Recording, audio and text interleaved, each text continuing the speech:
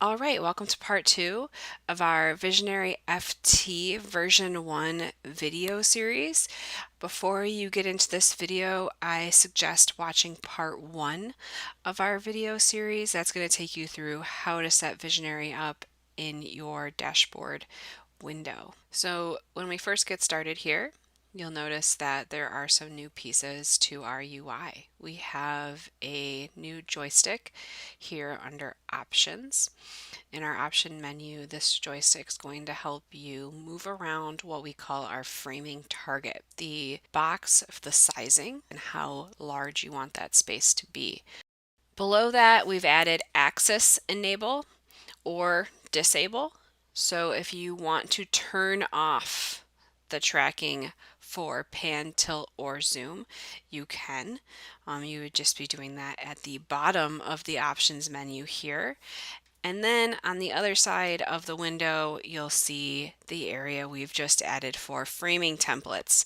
And this is where you would create new framing templates, delete older framing templates, or update current framing templates. There's also the option for you to recall templates from here.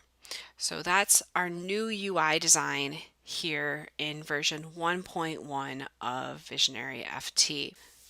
So next I'm going to take you through a bit of a demo of how the new framing templates work and how you will go ahead and set them up. As you can see, I'm at a show and Visionary is active, so it is currently looking for faces within the frame that you see here in dashboard.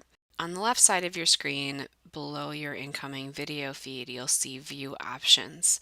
In this menu, you'll have the ability to visualize the deadpan on both the pan tilt and zoom axes. And you can turn that on or off using the check marks here on the right-hand side. If you don't know what deadband is, or how we refer to it, is that the amount of space that your subject is going to have before the facial tracking software moves to catch up with them.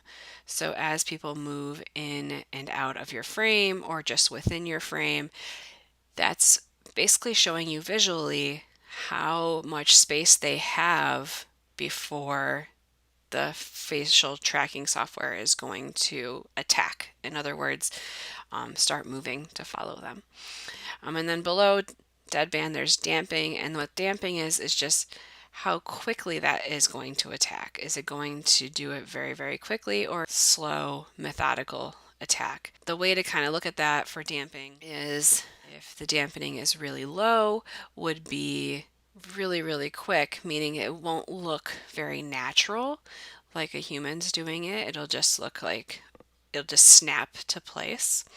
Where if you increase the damping, you're going to have a more of a natural follow for whomever is on the other side of that frame. So what I'm going to do here is I'm going to set up my frame. I'm going to enable this and then zoom out a little bit so that I can show you with a model how exactly this works. So I'm using our PT control within dashboard. Okay, so now that I have that set up, you can see I've adjusted the framing. Now what I want to do is I want to set up a template. Okay, so what I'm going to do is go down to New on the right hand side where it says Framing Templates. Right below it, it says New, and then from there it's going to take me into this menu where I can name my framing template. Okay, so in this menu you see that the template has an option that you can have it in mode manual or auto.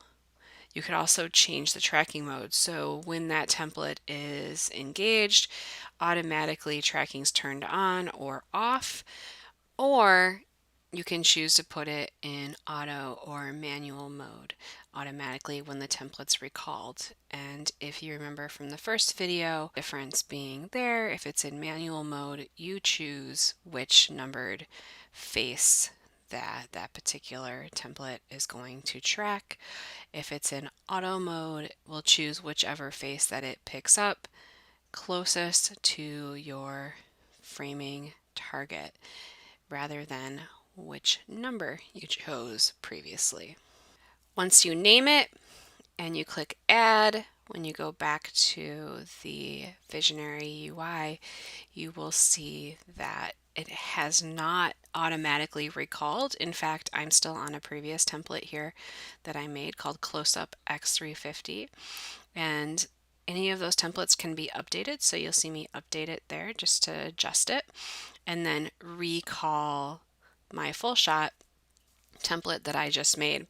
So you notice that I am in that full shot template now, and it zoomed right into Brandon's face. If I were to adjust this in any way, so I can change that frame and change the height or the width of that frame, it's going to adjust on the fly as I move that. So if Brandon were to move or move away from the frame in any way or move his face in some way, you'll notice that it will keep up with him.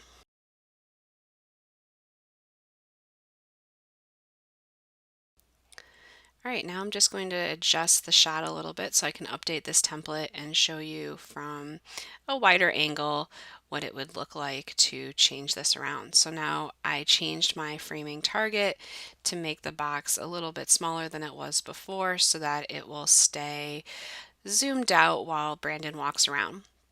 And as you watch him walk around, you can see that my deadband is set so that it follows him pretty closely when he leaves that framing target area. And if he picks up his pace or if he adjusts that, I'm going to follow him pretty quickly because my damping is pretty low as well. So that has been a quick little demo of how you would expect to see this working.